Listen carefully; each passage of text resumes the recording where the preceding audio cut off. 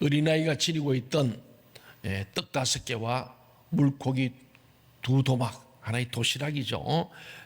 이것으로 여자와 아이들을 포함하여서 최소한 1만 명 이상이 먹고 남아서 12광주리에 담았던 500여의 대역사를 행하시던 날 밤, 주님께서는 큰 풍랑이 휘몰아치는 갈릴리 바다를 건너서 제자들과 함께 가버나움으로 가셨습니다. 이튿날 아침이 되었습니다. 전달 500여의 기적을 직접 경험했던 무리들이 주님을 찾아 나섰습니다.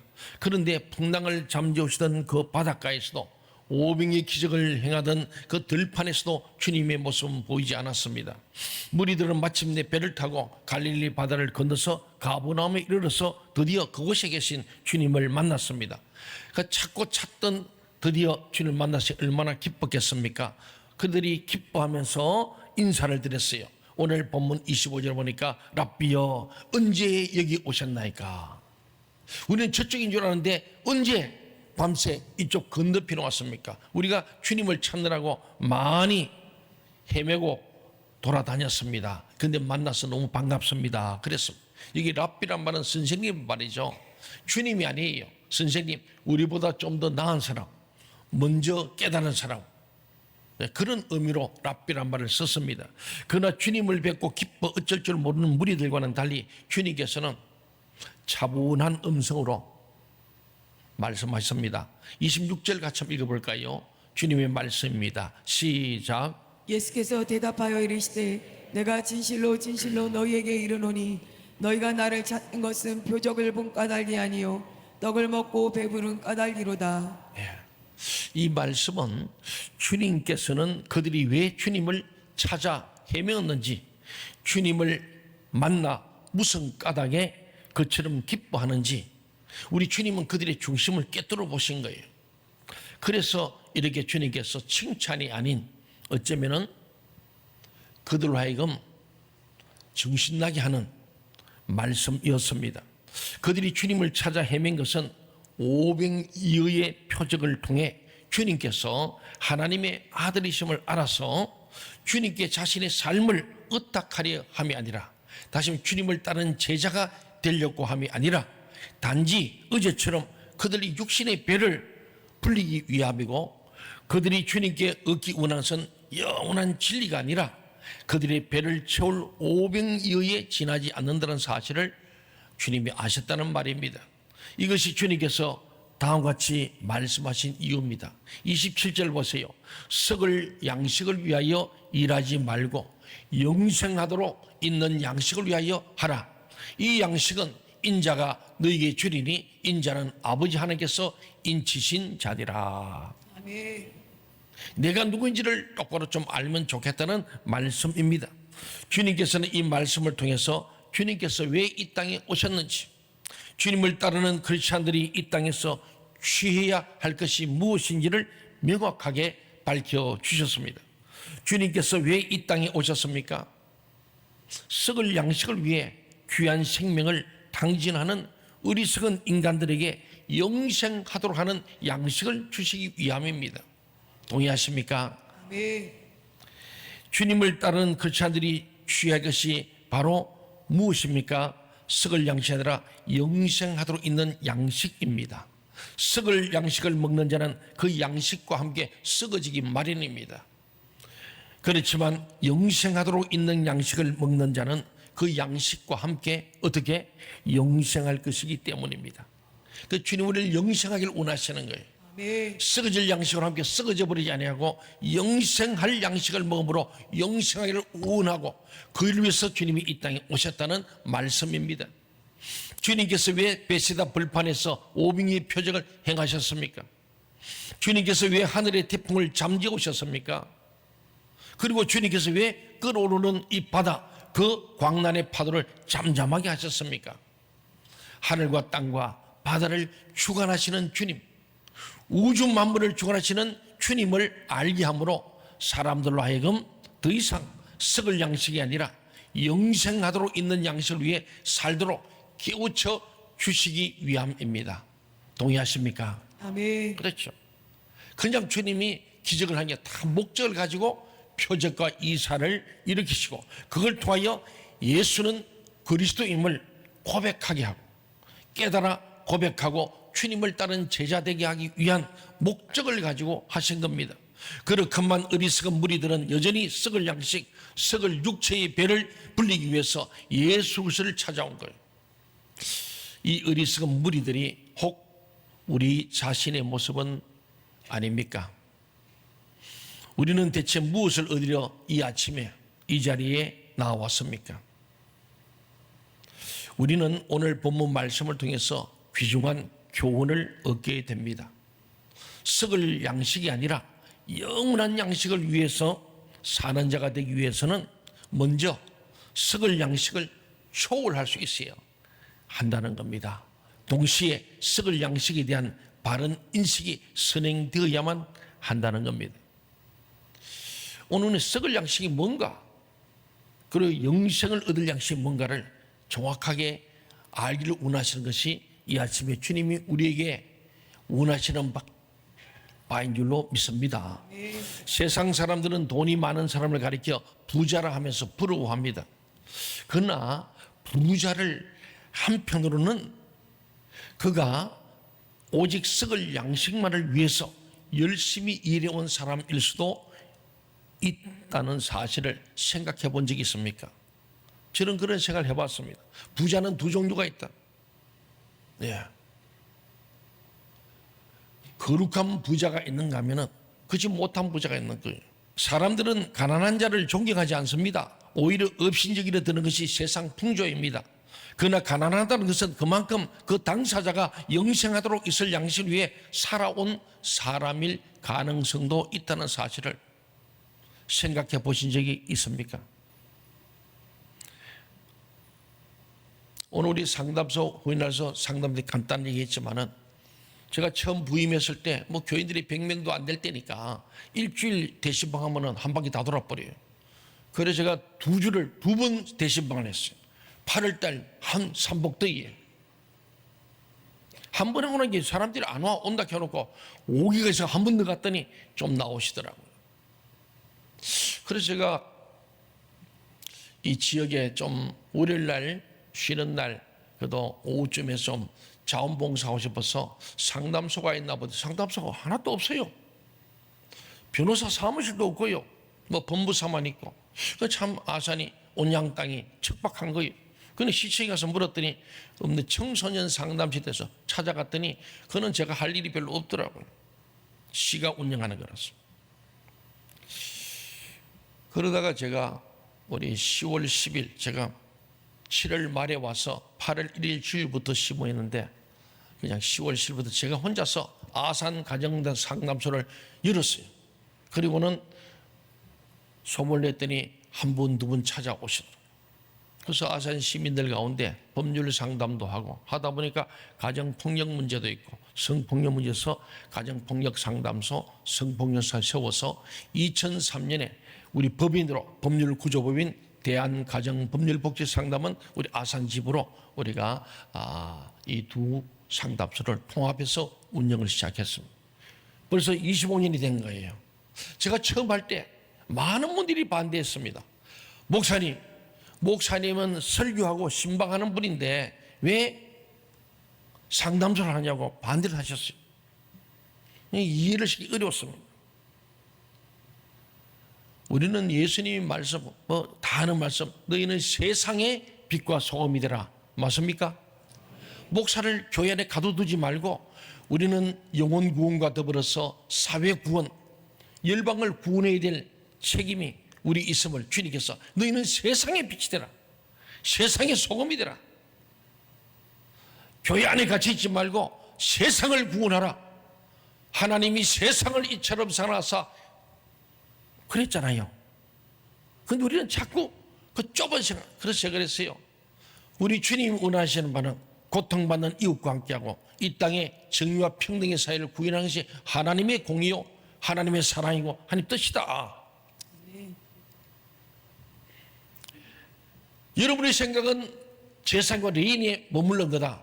강도 만난 자가 지금 죽어가는데 나는 제사장이니까 레이니까 내 업무는 제사 드리는 것이고 레인은 돕는 거다. 그러므로 나는 이런 거 안 한다. 휴가낸 생멸보도 지나쳤던 그들 주님께서 책망하지 않았느냐?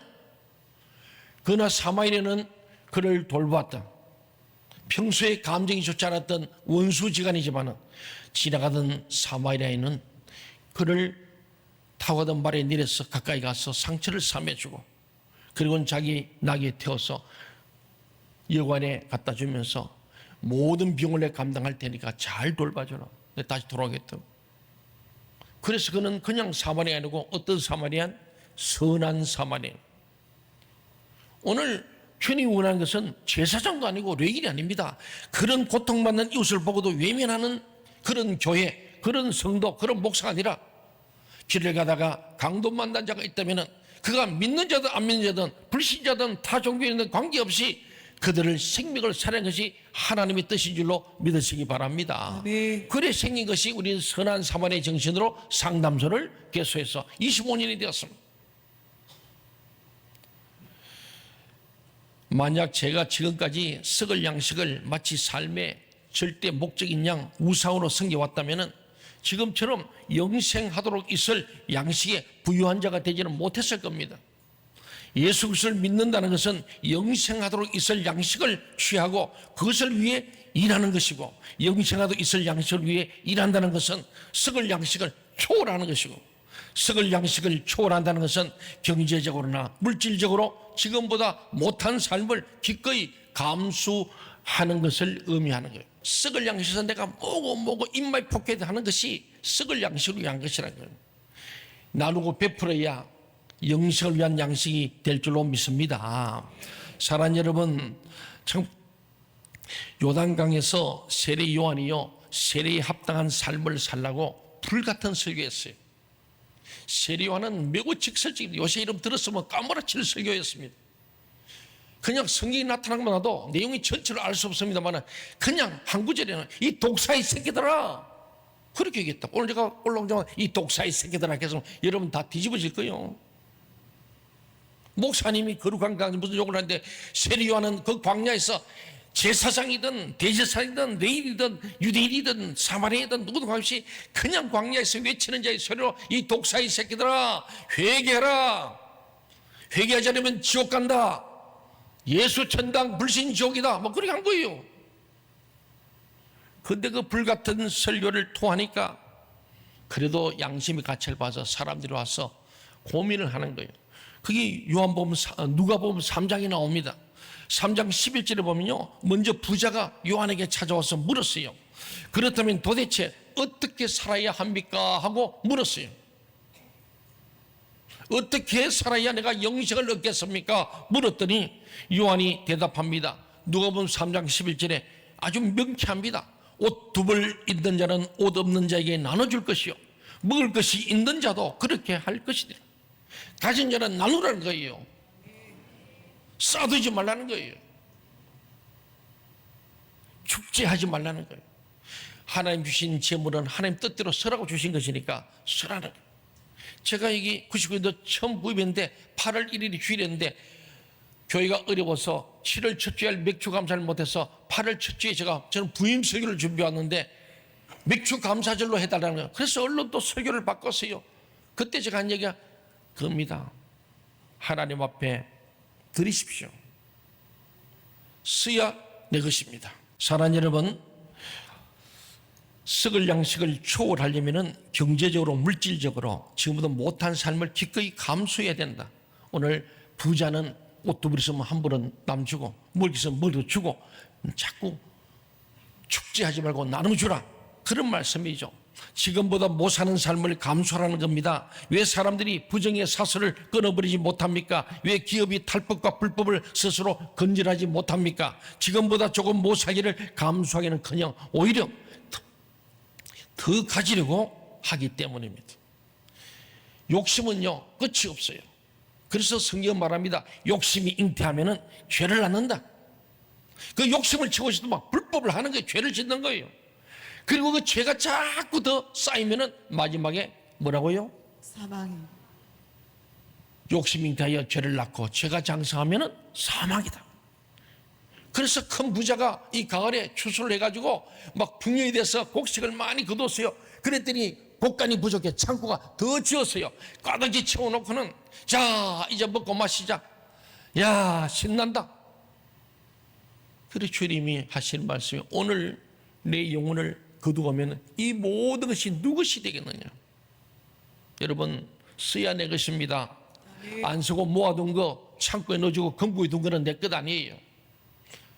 주님을 위해서 이웃을 위해서 사랑으로 써야 할 줄로 믿습니다. 네. 그래서 보니까 또 세리에게 그럽니다. 요한에게 세리가 찾아왔어요. 그 설교 듣다가 깨달은 거예요.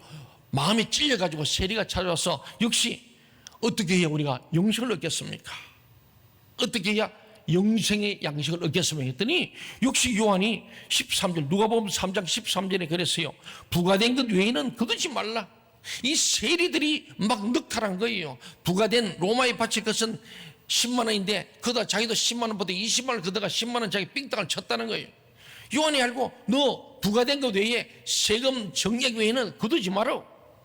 입만 붙게도 하지 마라. 삥땅 치지 말아라. 그런 말씀이죠. 내 사복을 채우지 말라는 말입니다. 지금보다 못한 삶을 기꺼이 받아들이라는 의미입니다. 왜 세무 비리가 사라지지 않겠습니까? 왜 예수 믿는 공직자들이 뇌물 사건에 연루됩니까? 지금 누리고 있는 삶의 규모를 줄이기를 두려워하기 때문에. 큰 집, 큰 차를 줄이기 어려운 거예요. 내 쓰던 씀씀이를 줄이는 거예요. 요한에게 마지막으로 질문을 던진 자는 군인입니다. 그 당시 군인이 힘이 있죠. 그래서 이번에도 3장 14절 하반절에 보니까 사람에게 강탈하지 말며 거짓으로 고발하지 말고 받는 급료를 족한 줄로 알아라. 사람들과 막 강제로 탈취하고 무고하게 막 고소 고발해가지고 너 돈 주면 빼주고 안 하면은 집어넣는다. 이런 식으로 군인이라는 이 힘을 통해서 불의한 일을 하는 자들에게 네가 받는 봉급으로 만족해라. 그런 말이에요. 남의 것을 강탈하거나 거짓 고발하지 말고 주어진 봉급에 만족하며 살라는 거예요. 한마디로 지금보다 못 살 각오를 하라는 말이에요. 그러나 우리 각자 자신의 가슴에 손을 얹고 생각해 봅시다. 지금까지 내가 누려온 나의 부가 불법과 탈법에 기초한 것이었다면, 그래서 이제부터 그리스도 안에서 진정 거룩한 삶을 살기를 원한다면 무엇보다도 지금보다 못한 삶을 감수하지 않고서야 어찌 이 일이 가능하겠습니까? 좀 더 번다고 자꾸 더 쓰다 보면은 똑같아요. 주님 앞에서 우리가 썩어질 양식을 위해서 사는 게 아니고요. 제가 기도하다 보면 전에 제가 있던 교회에서 그랬습니다. 그 강남 지역이 다 잘 사는 분이 많지 않습니까? 명품 옷은 얼굴 현대 백화점 가서 사 입고 명품 구두도 신고 좋은 벤처 차도 타고 좋은 집도 있으면서 11조를 안 하는 거예요. 권사가 됐어. 그래 신방 가서 제가 세례 요한이 됐죠. 권사님 11조 안 하면은 도둑, 연하기는 뭐가 도둑입니다. 어떻게 하셨어요? 하나님 기도 중에 권사님 엄청 부자인데 나 11조를 많이 한 줄 알고 찾아봤더니 11조를 안 하시더만요. 나는 권사님이 하늘 창고에 많이 쌓아두기를 간절히 소원합니다. 명품은 좋아하는데 주님 앞에 11조 그거 떼먹고 어떻게 복받기를 원하고 자자손이 잘 되길 원합니까? 왜? 그 아들 며느리가 이혼 직전에 있었기 때문에 제가 신발 갔거든요. 권사님 이것부터 회개하시고 그래 하나님께서 가정을 회복실 것 같습니다. 여러분 세상에 명품 따지고 뭐 좋은 걸 다 하면서 하나님 거를 안 하고 어떻게 그 말이에요. 너희가 정말로 영생의 양식을 얻고자 하면은 우리가 불편함을 감수해야 되고 지금보다 못 살가고 있는 저도 이 말씀 준비하면서 그러냐 드는 거예요.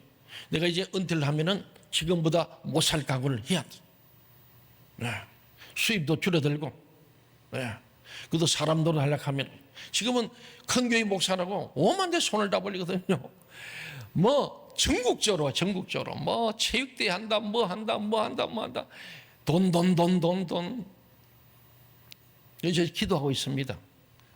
이거 내가 조금 이름이 좀 이렇게 알려지니까 오만 데서 경상도 전라도까지 다 오는 거예요. 노예 행사에도 막 돈 달라고 난리야. 이거 오늘 말씀을 준비하면서 지금보다 못 살 각오를 해야 되겠구나. 사랑하는 여러분, 지금까지 나의 기업이 구가해온 번영이 부정한 방법에 기인한 것이었다면, 그래서 앞으로 크리스찬 기업으로 이끌어가기를 원한다면 먼저 지금보다 못한 이익을 감수하지 않고서야 어찌 크리스찬 기업이 감당되겠습니까? 우리 5층 우리 선교 역사 전시관에 쭉 벽에 붙어 있는 선교사를 보세요. 저는 지나면서 한 분하고 묵상할 때 많습니다. 젊은 20대의 나이에 이 땅에 와서 피를 뿌리며 죽었던 선교사들, 어린 아이들 자기 손을 묻었던 저 양화진의 묘소를 생각합니다.